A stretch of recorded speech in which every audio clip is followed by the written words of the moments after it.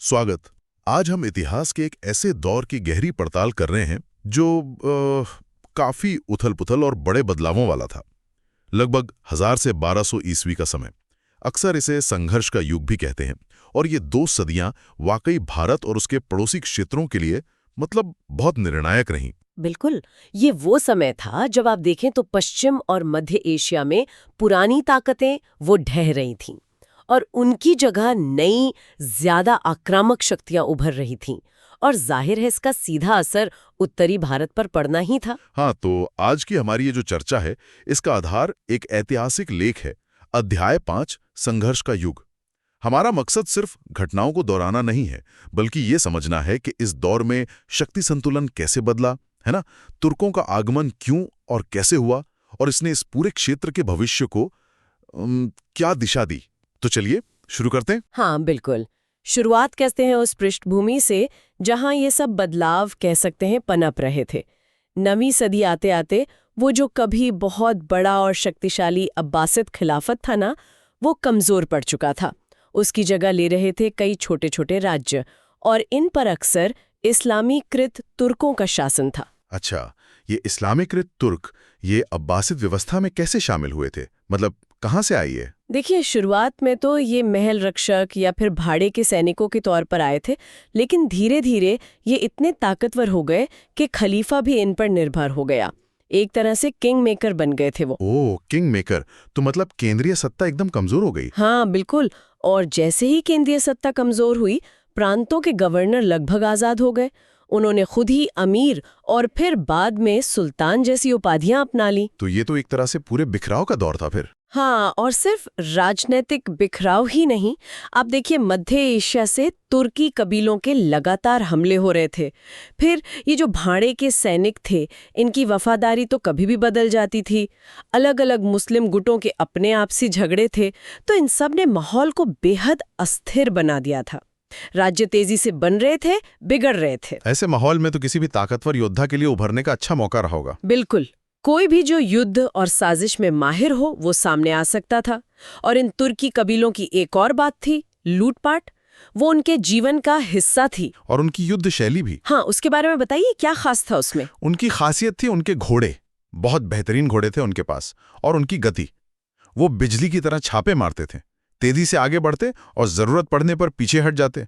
दुश्मन अगर कहीं बिखरा हुआ है तो उस पर हमला कर देते। और ये सब वो अपने घोड़ों की वजह से कर पाते थे। उनकी ये क्षमता आगे बहुत काम आई। और इसी दौरान जब ये सब मध्य एशिया में हो रहा था, तब उत्तर भारत में क्या स्थिति थी? देखिए, उत्तर भारत में भी कोई खास स्थिरता नहीं थी। गुज्जर प्रतिहार साम्राज्य टूट चुका था। उसके बाद कई छोटे छोटे राज्य उभर आए थे और वो आपस में ही लड़ रहे थे वर्चस्व के लिए। तो इसका मतलब है कि उनका ध्यान उत्तर पश्चिम सीमा पर नहीं गया। हाँ, यही हुआ। नतीजा ये हुआ कि उत्तर पश्चिमी सीमा पर जो हो रहा था, ये आक्रामक विस्तारवादी तुर्की राज्यों का उभार, उस पर ज्यादा ध्यान ही नहीं दिया गया। काबुल, कंधार जैसे इलाके जो कभी आप सोचिए भारत का हिस्सा माने जाते थे, जहां बौद्ध और हिंदू संस्कृति का काफी प्रभाव था, वो अब सीधे टकराव के क्षेत्र बन रहे थे। अच्छा, हाँ। तो इसी पृष्ठभूमि में फिर गजनवी साम्राज्य का उदय होता है? बिल्कुल, उसी माहौल में। देखिए, एक सामानी राजवंश था, ईरानी थे वो लोग। ईरान और मध्य एशिया के कुछ हिस्सों पर उनका राज था। उनको अपनी सीमाओं पर ये जो गैर मुस्लिम तुर्की कबीले थे, उनसे लगातार लड़ना पड़ता था। और इसी संघर्ष के दौरान एक नए तरह का लड़ाका सामने आया, गाजी। गाजी, ये कौन थे? इनकी क्या भूमिका थी? लूटपाट से। ओह। उनमें एक जज्बा था कि मुश्किल हालात झेलने हैं, अपने मकसद के लिए जान देनी है। और दिलचस्प बात यह है कि समय के साथ बहुत से तुर्क कबीले मुसलमान बन गए और यही इस्लामीकृत तुर्क बाद में इस्लाम के सबसे बड़े रक्षक और योद्धा बनकर उभरे। लेकिन हाँ, ये भी सच है कि अक्सर इस्लाम की रक्षा का मकसद और लूटपाट का इरादा ये साथ साथ चलते थे। और यहीं फिर महमूद गजनवी का जिक्र आता है। हाँ बिल्कुल। गजनी में अल्पतिगिन नाम का एक पूर्व तुर्की गुलाम था। उसने एक स्वतंत्र राज्य स्थापित किया था। इसी वंश में महमूद गद्दी पर बैठा 998 में। जो मध्ययुगीन मुस्लिम इतिहासकार हैं, वो तो उसे इस्लाम का नायक मानते हैं। क्यों? क्योंकि उसने मध्य एशियाई तुर्की कबीलाई हमलावरों से इस्लामी दुनिया की रक्षा की। तो उसके समय में ये जो गाजी वाली भावना थी वो और बढ़ी। लेकिन एक और बात जो स्रोत बताते हैं वो थोड़ी चौंकाने वाली है। महमूद का ईरानी संस्कृति से जुड़ाव, ये कैसे? हाँ, ये वाकई बहुत दिलचस्प पहलू है। महमूद उस ईरानी पुनर्जागरण से काफी गहराई से जुड़ा था जो उस दौर में पनप रहा था। बात यह है कि ईरानियों ने अरबी भाषा और संस्कृति को पूरी तरह से कभी नहीं अपनाया था, और जो सामानी दरबार था वहाँ फारसी भाषा और साहित्य को काफी बढ़ावा मिला था। और ये चीज अपने शिखर पर पहुंची फिरदौसी की शाहनामा के साथ। फिरदौसी तो महमूद का दरबारी कवि था, है ना? हाँ बिल्कुल। और शाहनामा में क्या था? प्राचीन ईरानी नायकों का गुणगान। नतीजा ये हुआ कि फारसी भाषा और संस्कृति गजनवी साम्राज्य की पहचान बन गई। हद तो ये कि महमूद ने खुद को पौराणिक ईरानी राजा अफरासियाब का वंशज बताया। तो इस तरह तुर्क सिर्फ इस्लामीकृत नहीं हुए, वो फारसीकृत भी हो गए, और इसी मिली-जुली संस्कृति के साथ वो भारत पहुंचे। लेकिन भारत में तो महमूद की छवि बिल्कुल अलग है, एकदम एक लुटेरे और मंदिरों को तोड़ने वाले की। स्रोत बताते हैं कि उसने 17 बार हमले किए। हाँ, भारत में उसकी छवि मुख्यतः उसके हमलों और मंदिरों की लूट से ही बनी है, इसमें कोई शक नहीं। उसकी जो शुरुआती हमले थे वो उत्तर पश्चिम में हिंदू शाही शासकों के खिलाफ थे। उनकी राजधानी वहिंद थी, पेशावर के पास। हिंदू शाही शासक, जयपाल का नाम आता है। हाँ, जयपाल। उन्होंने खतरे को सही पहचाना था। उन्होंने गजनी पर हमला करने की कोशिश भी की, लेकिन हार गए। बाद में उनके बेटे आनंदपाल ने भी कड़ा प्रतिरोध किया। ये लड़ाई काफी लंबी चली। तो ये हिंदू शाही प्रतिरोध कितना कामयाब रहा? क्या वो महमूद को रोक पाए?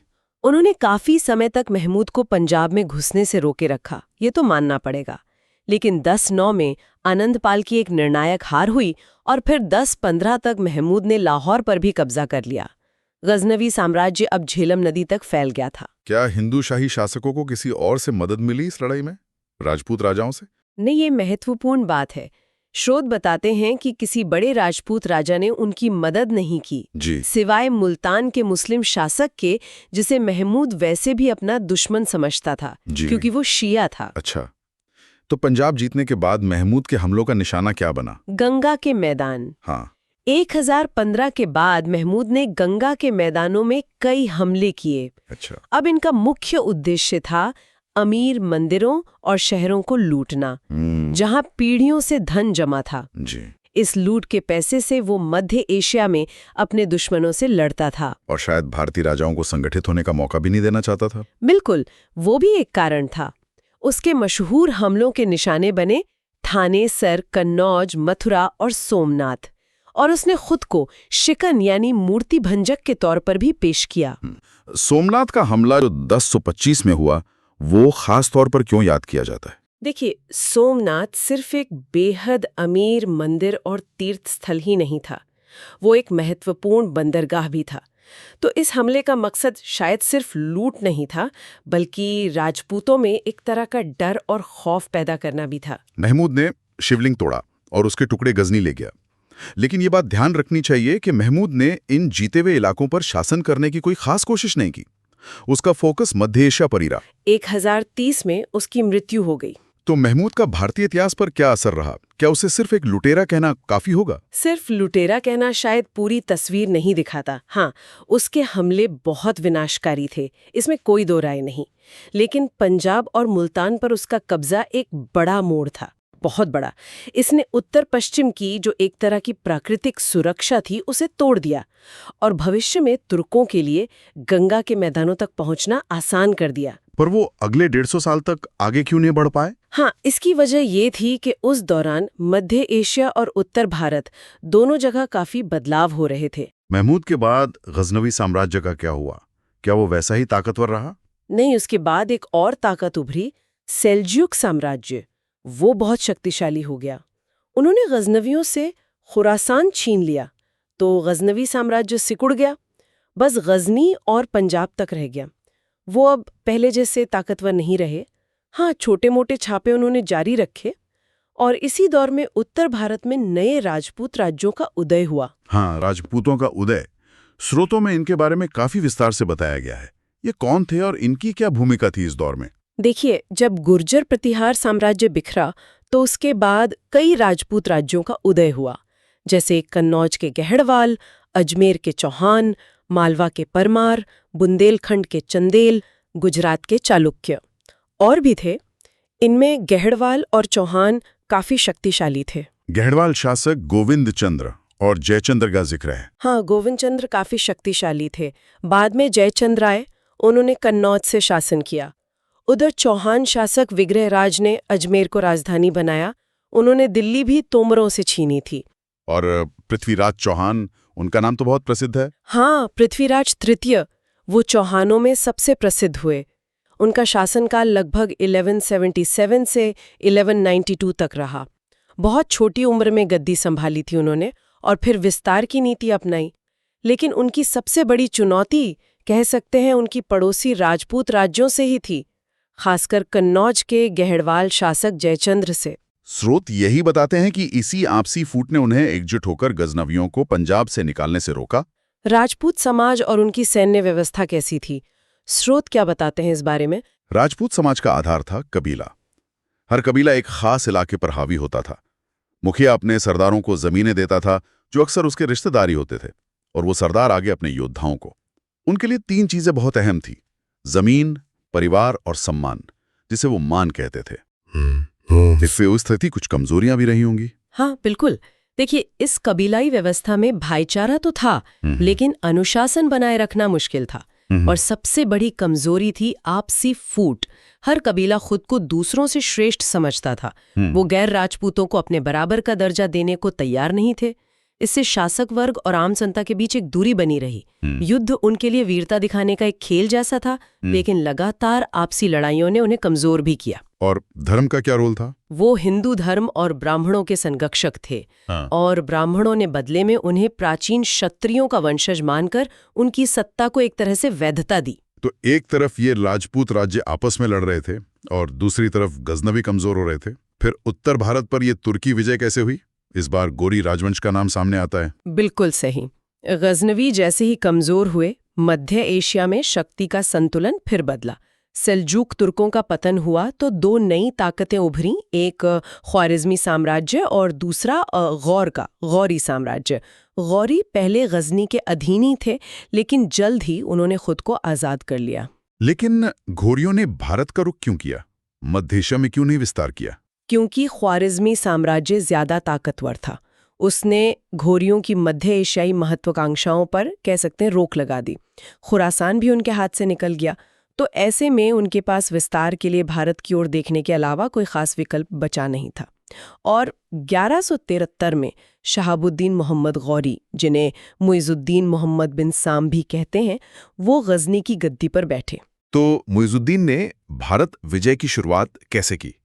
क्या वो सीधे पंजाब आए? नहीं, पहले उन्होंने गोमल दर्रे से आकर मुल्तान और उच्च जीता। फिर 1178 में उन्होंने गुजरात पर हमला किया, रेगिस्तान के रास्ते से। लेकिन वहां वो बुरी तरह हार गए। गुजरात के शासक ने उन्हें हरा दिया। वो बाल बाल बचे। ओह, तो इस हार से उन्होंने क्या सीखा? इस हार से उन्हें सबक मिला कि भाई, भारत जीतने के लिए पहले पंजाब में एक मजबूत अड्डा बनाना जरूरी है। तो फिर उन्होंने पंजाब में जो गजनवी शासक थे, उनसे इलाका छीनना शुरू किया। और 1190 तक पेशावर, लाहौर, सियालकोट, ये सब उनके कब्जे में आ गए। अब वो दिल्ली और गंगा घाटी की ओर बढ़ने के लिए तैयार थे। और उधर चौहान शक्ति भी बढ़ रही थी। पृथ्वीराज चौहान से उनका टकराव कैसे शुरू हुआ? हाँ, चौहान भी पंजाब की तरफ विस्तार कर रहे थे।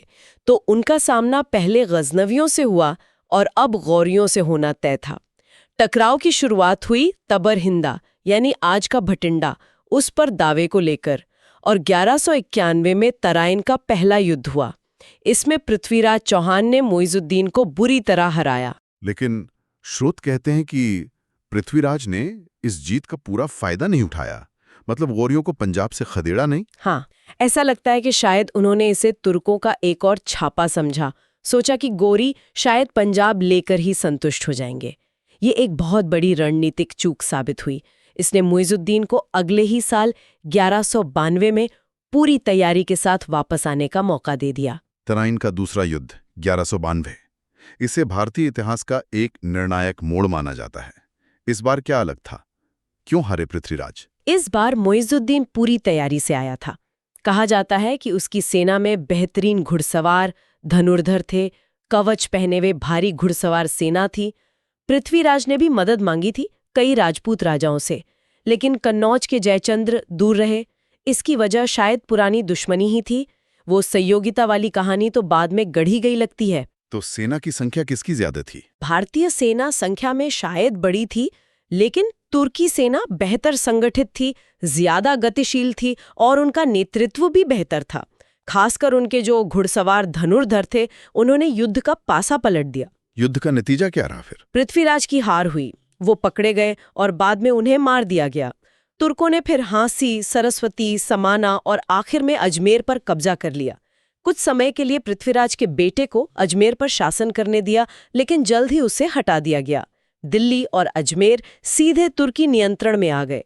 पृथ्वीराज का बेटा रणथंभौर चला गया और वहां एक नया चौहान राज्य स्थापित किया।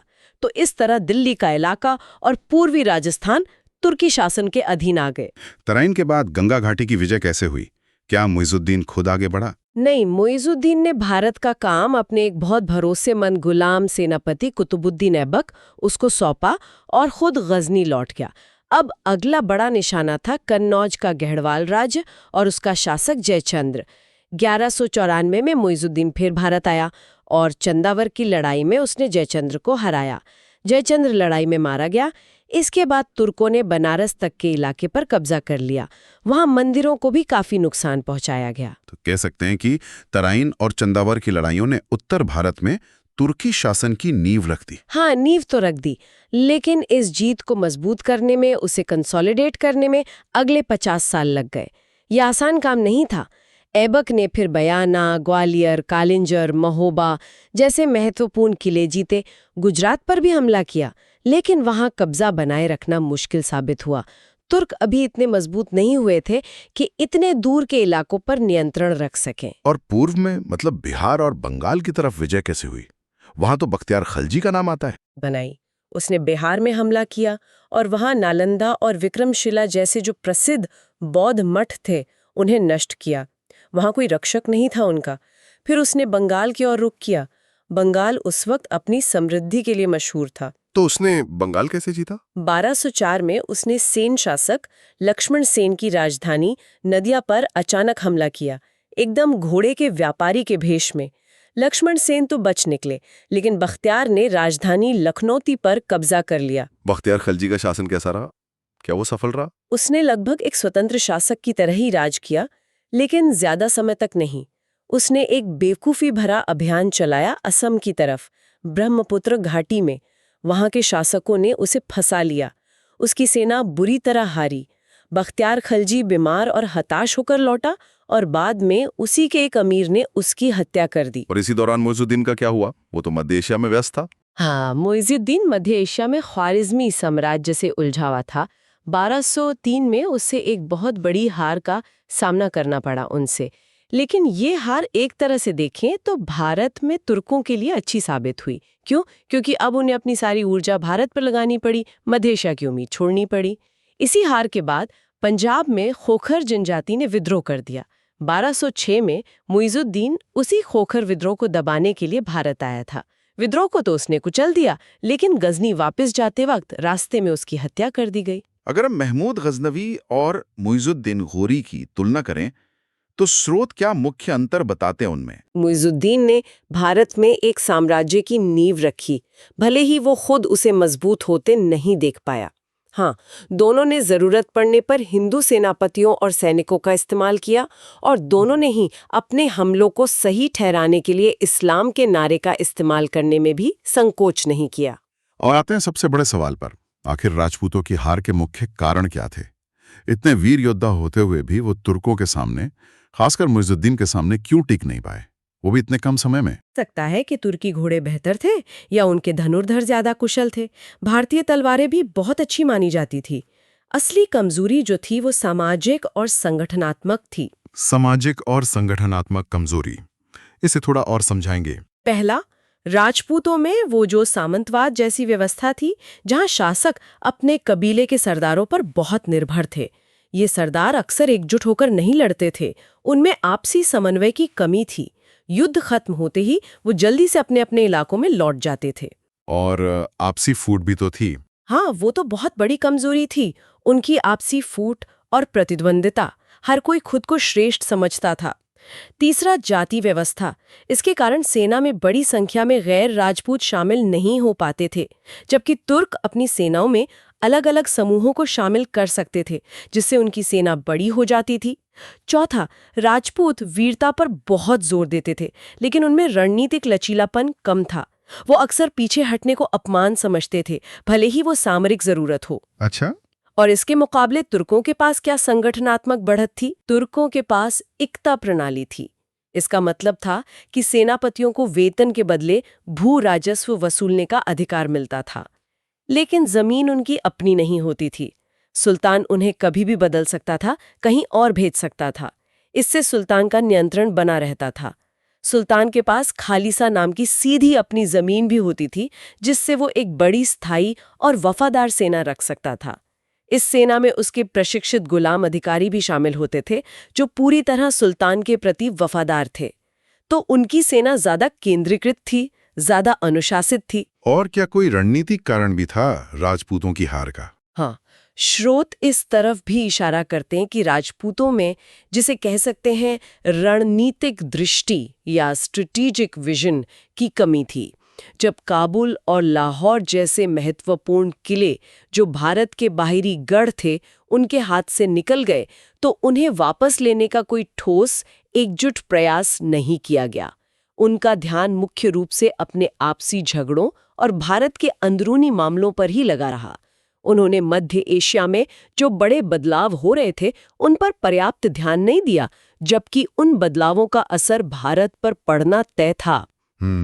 तो कुल मिलाकर देखें तो ये जो दौर था 1000 से 1200 ईस्वी का, ये वाकई एक बहुत बड़े परिवर्तन का युग था। पुरानी व्यवस्थाएं ढह गईं, नई तुर्की शक्तियां उभरीं। राजपूतों ने प्रतिरोध तो किया, लेकिन उनकी अपनी आंतरिक कमजोरियां और तुर्कों का बेहतर संगठन, इन सब ने मिलकर नतीजा तय कर दिया। और उत्तर भारत में तुर्की शासन की स्थापना हुई, जिसने आगे चलकर दिल्ली सल्तनत का रास्ता खोला। बिल्कुल, ये सिर्फ शासकों का बदलना नहीं था, ये सत्ता के केंद्र का बदलना था। समाज की संरचना, सैन्य रणनीति, यहाँ तक कि सांस्कृतिक परिदृश्य में भी गहरे बदलावों की ये एक शुरुआत थी। तराइन और चंदावर जैसी लड़ाइयों के नतीजे बहुत दूर तक गए। बिल्कुल। और सुनने वालों के लिए हम एक सवाल छोड़ जाते हैं। इतिहास में अक्सर अगर और मगर की गुंजाइश देखी जाती है। जी। तो सोचने वाली बात है, जैसा कि स्रोत भी इशारा करते हैं कि अगर उस वक्त राजपूत राज्यों में आपसी फूट की जगह एकता होती या उनकी सामाजिक सैन्य संरचना थोड़ी अलग होती, तो क्या नतीजा कुछ और हो सकता था, या फिर ये बदलाव किसी न किसी रूप में होकर ही रहने थे? इस दौर के संघर्षों और बदलावों की गूंज हम आज भी कहां-कहां महसूस कर सकते हैं, इस पर जरूर सोचिएगा। अगली बार तक सोचते रहिए।